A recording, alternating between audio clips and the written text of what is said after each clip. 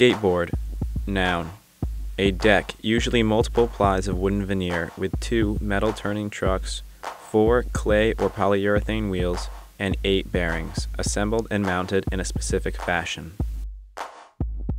Skateboarding. Verb. The act of riding a skateboard. Skateboarder. Noun. A person who is involved in skateboarding culture. Hey you. Yeah, you. What do you know about skateboarding? Or rather, what do you think you know about skateboarding? Well, for those of you who aren't skateboarders, let me drop some knowledge on you. Skateboarding, like many sports, is physical. However, skateboarding in its purest form is not a sport. In activities generally regarded as sports, there is some sort of quantitative goal, like points, and a clear separation between winner and loser. Skateboarding is more of a physical art than a sport. There are no winners, no losers, only progression. And just like art, this progression can be categorized into different movements.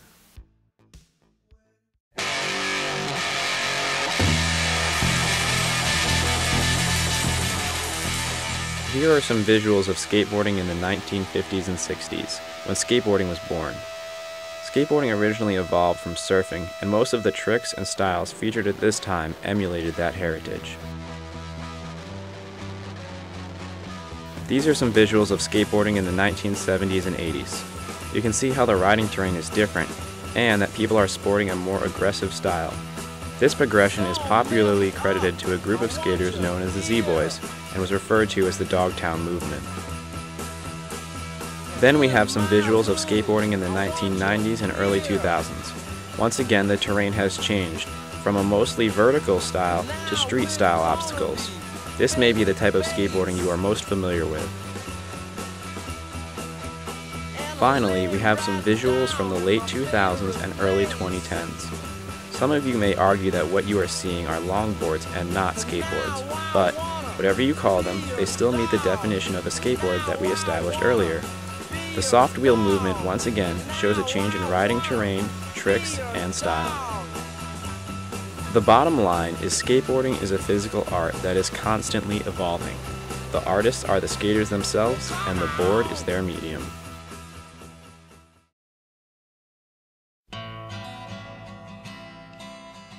Since its birth, skateboarding has always fostered its own subculture surrounding itself. This subculture has been the source and the destination for most of the skateboarding media that has been created.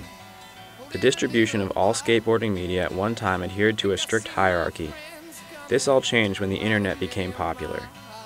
The popularization of the internet has drastically changed many aspects of human culture, and skateboarding culture is no exception.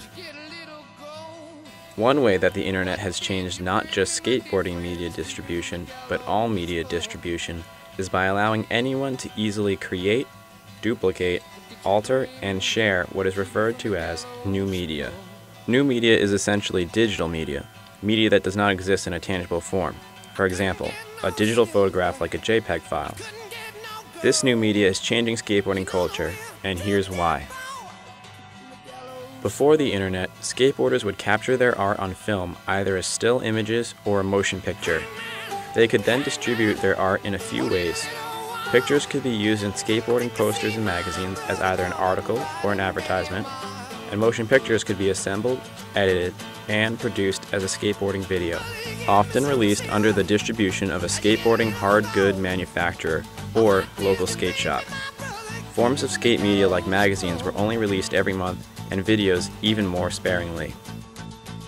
Today, the internet allows anyone with a connection to upload and broadcast skateboarding media, and have the ability to upload new skate media every day, or even multiple times a day. So what is the problem with this? Is this the only change to skateboarding media since the popularization of the internet? Well, not exactly. You see, changing the way media is distributed also changes the media itself, both in its packaging and its content. For example, now that there is so much skateboarding-related media being put out every day, it is easy to become jaded or desensitized to it. Because of this, internet users, whether it be companies or individuals, are always trying to one-up their last upload, or each other, so that their media output will gain maximum exposure. This causes them to release media that is easy to share, short in length, and easily appreciable. The positive reinforcement received by excessive sharing or trending of media drives users to continuously package skateboarding visuals under these constraints. The problem with this is that not all skateboarding media thrives in this environment, and great pieces of skateboarding art are being left out because of it.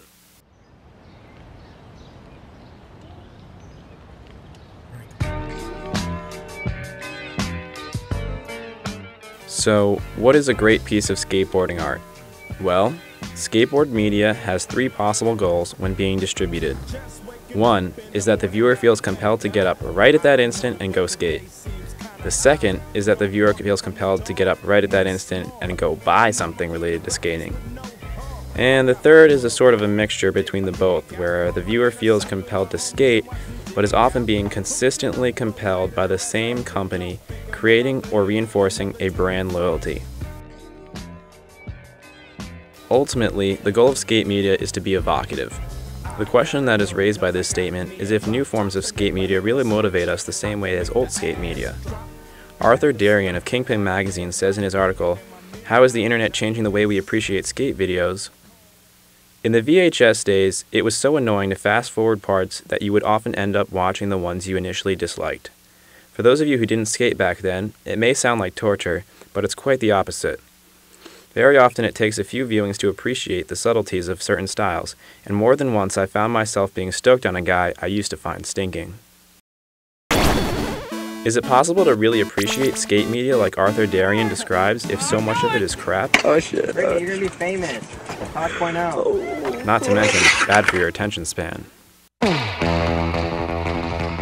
Not only is a mass amount of skateboarding media detrimental to our attention spans, it also inadvertently affects skateboarding style. Skateboarding is not something that everyone does the same. Next to what tricks a skater can actually do, style is probably the most important thing. You could get all the maneuvers, but having great style was what you were really shooting for. Style was like the most important thing. Style is everything. Watching him dash away, swinging an old bouquet. For a skate artist, style is important because part of their aesthetic is being progressive while looking good doing it. The goal is to be visually pleasing. Because of the massive sharing frenzy of skateboarding media on the internet, some styles have become popular or trendy. On the other hand, one could argue that more content means more exposure for skaters that progress a certain style, terrain, or type of riding that would otherwise go unnoticed if it weren't for the ridiculous easy sharing capabilities of the internet.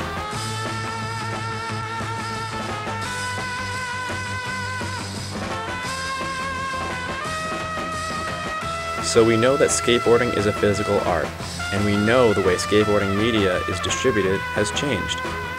This drastic change in media distribution has inadvertently changed skateboarding culture along with it.